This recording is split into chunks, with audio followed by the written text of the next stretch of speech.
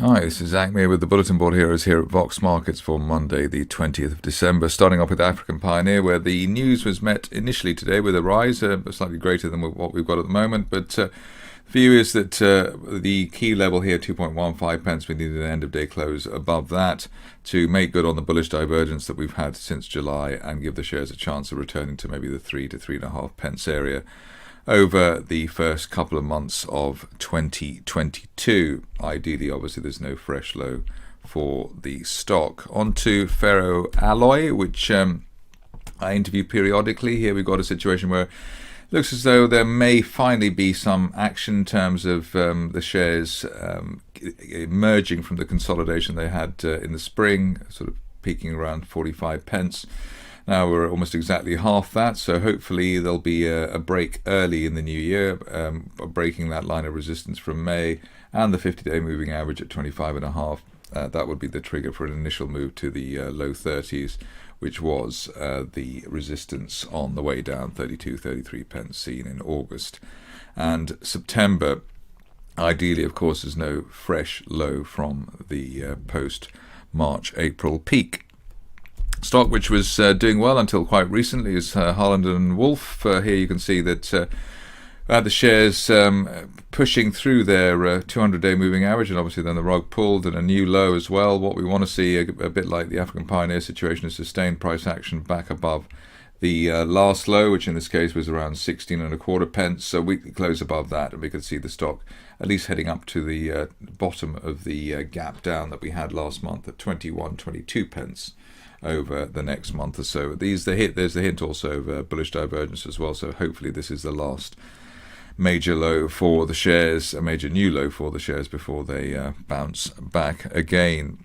Stock where there's always a lot of private investor interest, even this week, is Hemogenics, and here we're looking for the shares to try once again to deliver a rebound, a sustained rebound. Didn't note before that we seem to have a seller coming in anytime the shares get to around sort of 2.25 pence, that sort of area.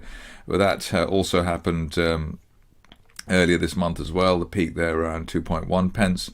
Shares having another go though now, coming off oversold area, slight bullish divergence there as well. So an end of day close back above the old November support at 1.65 could be enough to get the shares back towards the 2 pence area as a best case scenario over the next 2 to 4 weeks.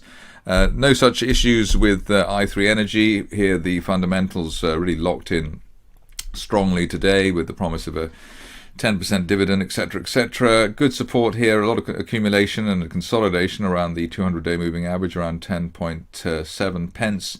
What we're waiting for, though, is the shares to remain above 10 pence and then break that line of resistance from back in July. That was or is around the 50-day moving average at 12 pence. So break of 12 pence and the shares should deliver a new leg to the upside after, I suppose, nearly 6 months of consolidation. I think that's quite enough of that in the near term. On to Immu Pharma, which is one of the day's best rises rather. Here we're up a quarter. We've broken out of this falling wedge, gapped up through the 50-day moving average. Initial target here back towards 10 pence, which is post-April resistance. After that, maybe up to 14 pence. But the idea that we've got a bear trap gap reversal could suggest that the shares do rather better than maybe the 10 pence level in the near term. 14 pence possibly by the end of next month or going into February. Only back below 6 now, and the floor of the gap really delaying the upside scenario. Stock which has been defying the odds to some extent in the recent past is Nanosynth. Here you can see that the shares came back from that peak around 1.6, which was the main resistance area, post-May resistance. Good news is that we found support basically at or just above old 0.9 pence resistance, above 0.9, looking for a retest of 1.6 over the next month or so. So Nanosynth still in the picture for the bulls. On to a stock which is a bit of a falling knife situation. And here it's interesting that we've got RUA Life Sciences, a bit of a bear trap there from below the old April 2020 low, which was at 67 pence. Above that, could see the stock head back up towards I suppose what it was, support on the way down, on the way up rather, up to a pound, especially while we hold above today's initial low there at 73 pence. So possible dead cat bounce there for RUA over the near term.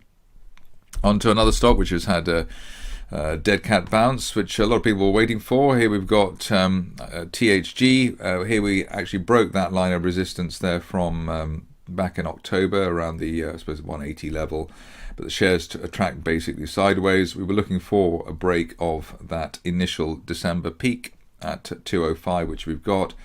While we're above 205 on an end of day close basis, looking for perhaps up towards the old support on the way down from October, 245 or 247, I think, would be a reasonable target over the next couple of weeks, something like that, even if the shares then fall away after that. Just a couple of shares to go now. First one is being one of the more difficult ones of 2021, basically peaking early in the year around 6 pence plus, and just having difficulties now with the old support there from back in October 2020, around 2.1 pence. Bit of a dance either side of that. Some hints of bullish divergence there. So the latest lower low, let's say around 2 pence, and a higher RSI trace does suggest that there is some uptake of the shares, or at least interest in the stock at the moment. Line of support there from back in October. And while we're above 2 pence, there's a chance, I suppose, of at least a rebound back towards 2.3, 2.4, which was the old September peak. So a bit of a hint of a recovery there for UOG. Finishing off with Valerix, which had its big spike back in October, hitting, well, I suppose nearly retesting the September peak from 2020. Current position is we've got this uptrend line there from September this year. That's running through the 30 pence area. And while we're above that 30 pence area, looking towards at least initially 37 at the 50-day moving average. Let's see how that pans out. If you're a fan of the shares, though, the rising trend channel from October last year is heading up to 60 again. So a break of the 50-day line could offer that kind of upside if we are lucky. That's it for me today. More updates tomorrow.